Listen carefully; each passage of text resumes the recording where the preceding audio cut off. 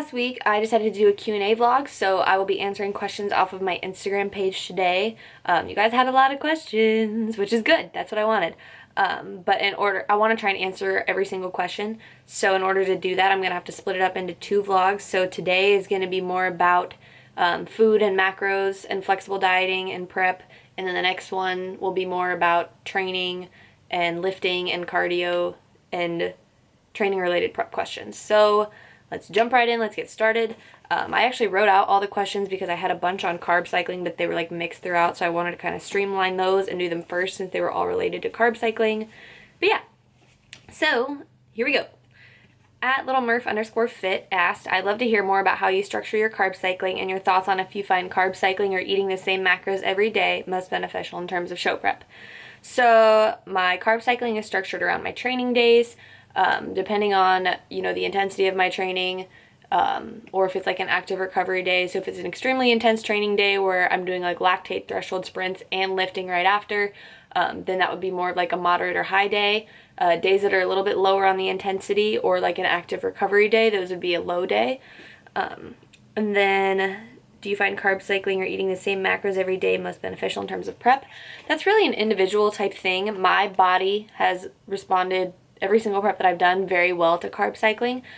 Some people don't respond as well or at all. So that's really something that you're going to have to toy with on an individual basis. But for me personally, it has worked very well. Then next one, at Brianna Taylor, ask what % carbs do you eat on your low, medium, and high days?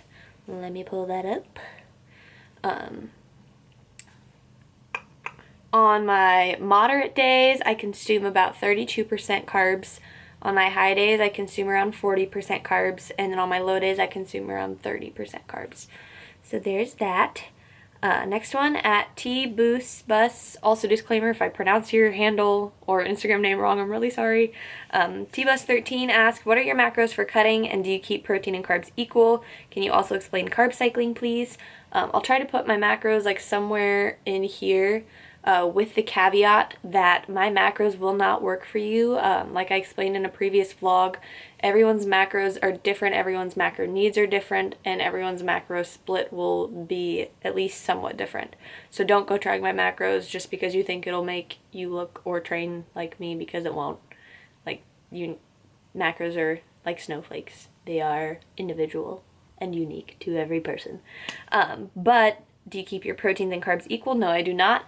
My protein stays constant at around 33% of my total intake, and like I mentioned before, my carb intake fluctuates from about 30 to 40% throughout the week, but protein stays constant. And then I already explained my carb cycling, so that was that question. At Miss Chelsea Ann asked, how do you carb cycle and what would be appropriate for someone who isn't competing but wants to become more lean? So I've already talked about how I carb cycle, but just to reiterate, it's a fluctuation of your carbs and fats throughout the week. So on a low carb day, my fats are higher. On a moderate day, they're a bit more moderate. And then on a high carb day, the fats are a little bit lower and the carbs are higher. Protein stays constant though. And then what would be appropriate for someone who isn't competing but wants to become more lean? I would say just start by learning how to track your macros and check out Krissy's book, Flexible Dieting 2.0, because she talks about easing yourself into flexible dieting in terms of, first you need to determine what your calories are.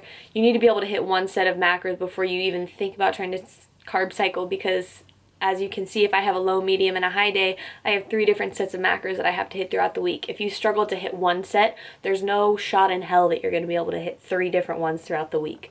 So just start with that. And in terms of becoming more lean, you need to be in a caloric deficit. So I would say start by figuring out your macros, figuring out your maintenance macros, maintaining that for at least a couple of weeks, and then start determining your deficit from there. So those are the carb cycling questions. Sorry if I'm talking really fast. There's a lot of questions and I don't want this to be forever long. But Angelica Mariscal 17 asks, how do you focus on schoolwork while in a deficit? Luckily right now I'm on summer break, but I have been in prep twice during the school year. So really with that, it comes down to time management skills.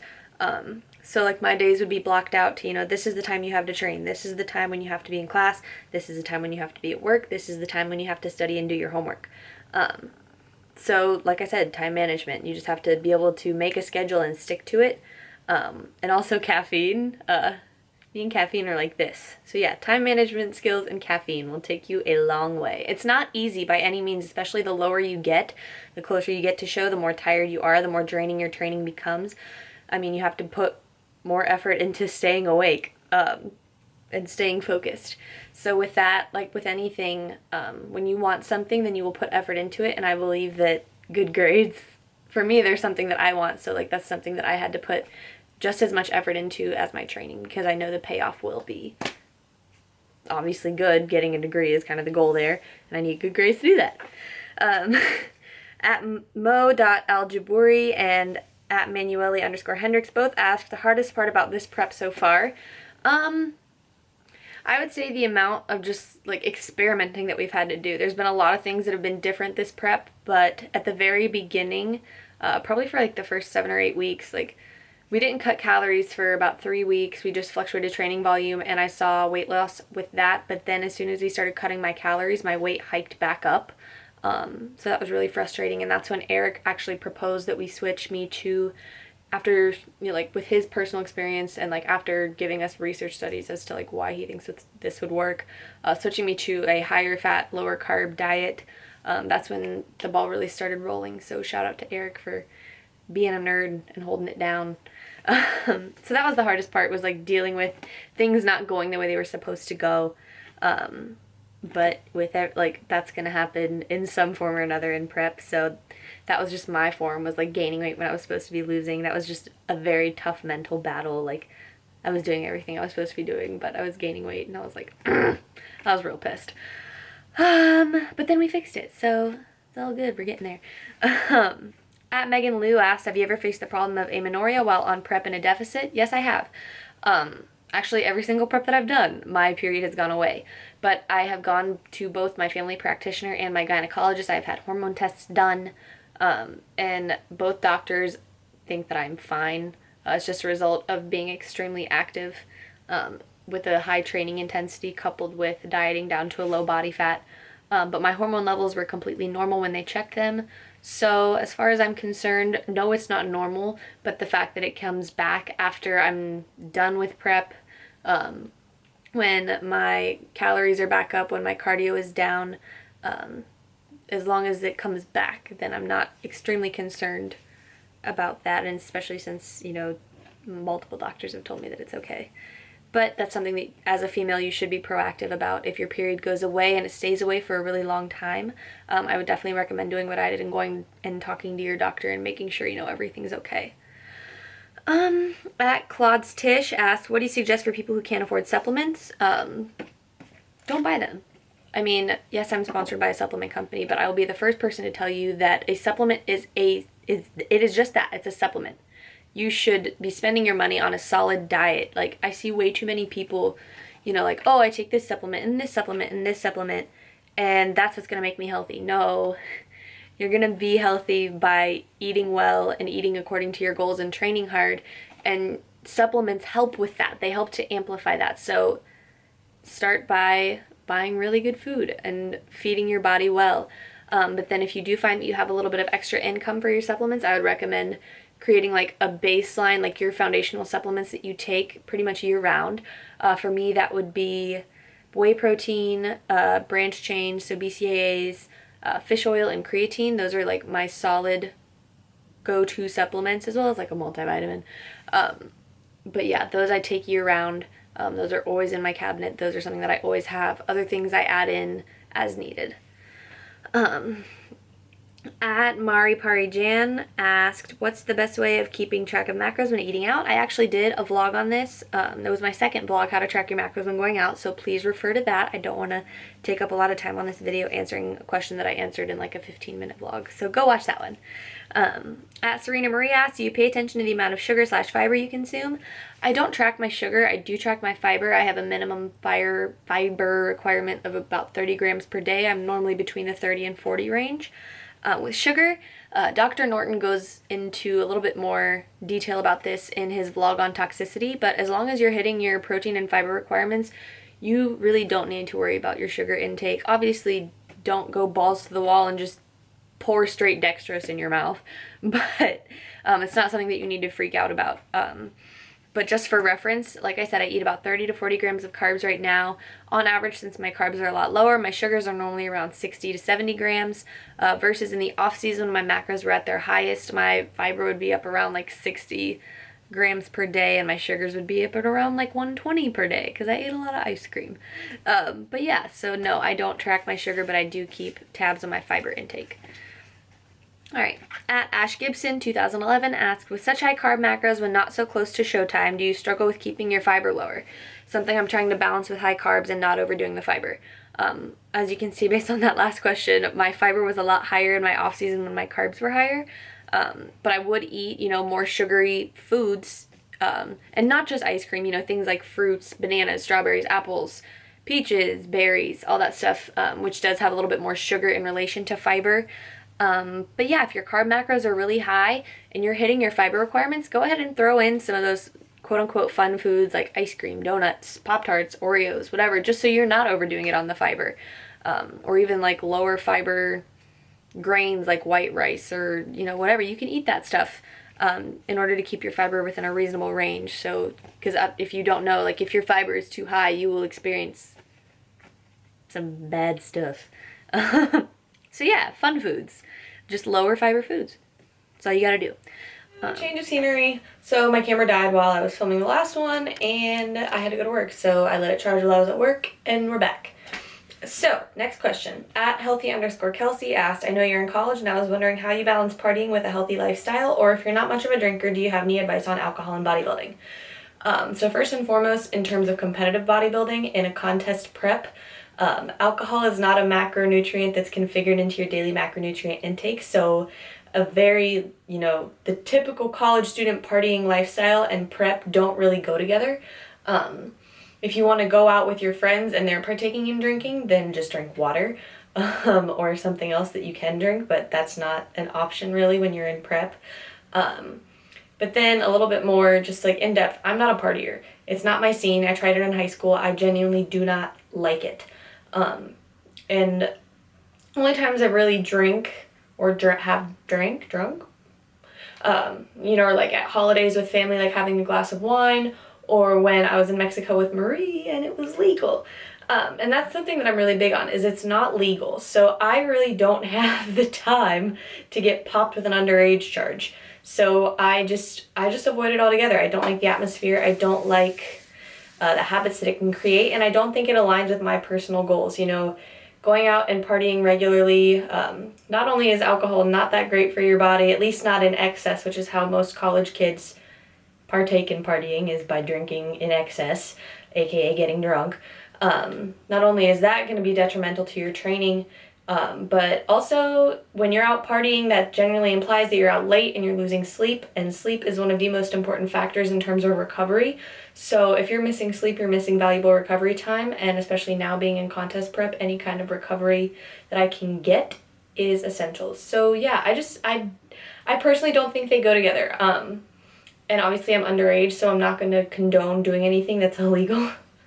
But if you are of legal age, just be aware of the consequences of your actions in terms of both, what could happen to you legally, if you have like bad behavior, like while you're drunk or whatever and do anything stupid, but also the effect that it's going to take and the toll it's going to take on your body and your training, both from a performance and an aesthetic standpoint. So that's kind of my advice on that. I just personally, I don't think they go together, and that's just my personal opinion. So next question, at k.fit, is it hard to always track your macros, and do you ever wake up not hungry but make yourself eat? So for the first question, I've been flexible dieting since about September of 2013, so I've gotten really good at, macro Tetris, and fitting things into my numbers and getting into the routine of tracking, so I don't really struggle with that anymore. And as far as waking up hungry or waking up not hungry and making myself eat, I train fasted, so I don't really run into that problem. I believe in eating when you're hungry, and not forcing your body to eat or not to eat. I don't believe in, I used to do this when I was really, really bro, but like setting meal timers, like, oh, this is when you eat this, this, and this. I do not believe in that anymore. Like, that's dumb. It's completely wrong. So if you're hungry, eat, and if you're not, don't. That's my advice to you. Next question, at Kayla Kaler. Do you try to stay away from gluten for the most part? No. I am not celiac. I do not experience any issues with gluten, so there is absolutely no reason to stay away from it. At Kiara_Mana said, how do you stay motivated on weekends and around those who don't live the same lifestyle, like friends and family? I'm a student, so most of my friends are avid partygoers, and I'm Italian, so nothing in my household ever fits my macros. So kind of like what I mentioned before with the whole alcohol thing, like if your friends are avid partygoers and you want to go out and enjoy an evening with them without drinking, drink water, drink diet soda.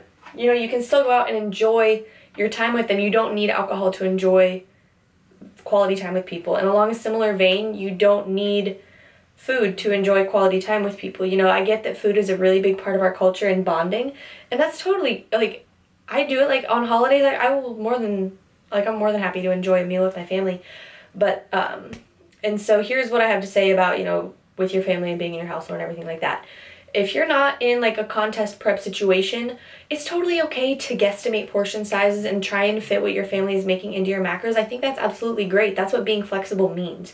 But you also always have the option of, I've kind of done this with my family. Well, first and foremost, they're very understanding of me competing and they're very supportive. So if I have to make my own food and eat that with them, then they're totally okay with that. Like, no judgment. But also, like, I'm genuinely passionate about health and fitness, so I want to teach them about, you know, making healthier choices and eating healthier foods. And, you know, what I do, like, I like to share that with them, so they're very receptive to that. So if, like, you want to make your family a meal that would fit your macros and also help teach them about a healthy lifestyle, that would be one way to do that. Ava! So next question, at Ava Van Hull. Ava's actually a foreign exchange student from the from Holland, the Netherlands, I think that's the same. But from Holland, that I met a few years ago when she came when I was in high school, and so now I have a foreign friend. She said, do you have a favorite donut? I do. So first of all, the oatmeal cake donut from Donut Plant in New York City that I had over Donuts and Deadlifts Girls Weekend, and also the one that was a donut with the whipped cream and the red velvet cake donut on top of the donut. Those were my favorites. At Eat Burn Balance, so Allie asked me the highs and lows of prep this week. I kind of want to start doing this with a lot of my videos, like a high and a low. We used to do that at dance camp, like we would sit around the table at dinner and be like, what was your high of the day and what was your low of the day? So I think I kind of want to start doing that. I'll start with the low, though, because I like to end on a positive note. The low would be today and yesterday. I'm very beat down and I'm very tired, so just overall cumulative fatigue. I've had a lot of leg volume this week, a lot of sprinting volume this week. I'm feeling the effects of dieting. I'm feeling the effects of being 2 weeks out. So just energy is at, you know, kind of a right now. But I would say the high of the week would be beating my current 300 time. I did that on Tuesday, so that felt really nice. Eric was like, you won't? And I was like, I will. And it was really nice, because I did. At Becca Fit and Lift asked, will you do a Ben & Jerry's World Tour with me? Yeah. I love Ben & Jerry's. I want to try all of them. Like, seriously, if you guys don't know about my Ben & Jerry's bucket list, I will talk about it some other time. But, yeah, actually, if you guys want to start the hashtag ice cream with MDunk on my show days, I know my friend Liz did this with her show last time, hashtag ice cream with Alyssa. But, yeah, on my show days, so June 6th, June 12th and 13th, July 4th, and July 18th, I believe. I'll double check those dates. But yeah, eat some ice cream, hashtag ice cream with MDunk, and we can all have an ice cream party together. Yay! So next one, at Cupcakes in Recovery, do you see yourself tracking macros for the rest of your life, or do you eventually want to eat intuitively? I can promise you I'm not going to be, 85 years old and trying to finagle my macros and fit XYZ thing in there. I do see it being a part of my life for a very long time because I see myself being an athlete for a very long time. I want to compete at a high level and I want to compete for as long as I can. So, and even after I'm done competing, part of being an athlete is optimizing your performance through your nutrition, and so that's where macro tracking fits into that. I do think it's important, though, to know, like, when it's okay to take a day off or to take a meal off or whatever. Like, you don't have to fit strictly into rigid sets of numbers for the rest of your life. That's also pretty unhealthy. But I do see flexible dieting being a part of my life for a long time. And last question, at Lydia, how long do you try to sleep each night? How important is sleep? I talked about the importance of sleep a little bit in a previous question, but I tend to get around 8 hours a night. That's what I feel best on. That's how I feel, energized and ready to go. But yeah, that has been our food and macros and food prep questions related vlog. And the next one will be the training themed vlog. So thank you guys for watching, and thank you so much for asking questions. I wasn't expecting this many, but it means a lot. So thank you guys, and I'll see you soon. Bye!